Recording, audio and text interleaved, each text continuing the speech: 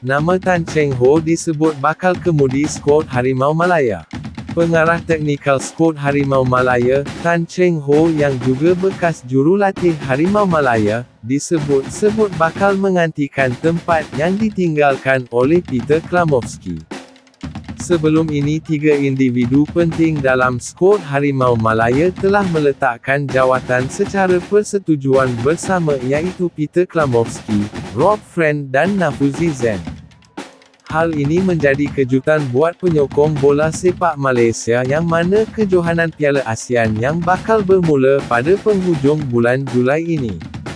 Untuk rekod, Tan Cheng Ho pernah membimbing skuad Harimau Malaya pada 2018 hingga 2022 dan pencapaian terbaik beliau adalah berjaya membawa skuad Harimau Malaya meraihkan naib juara Piala AFF 2018. Apa pendapat anda semua? Jika anda suka info-info yang diberikan dalam channel ini, bantu saya dengan menekan butang subscribe dan butang loceng untuk mendapat notifikasi terbaru dalam channel ini. Assalamualaikum. Terima kasih. Jumpa lagi.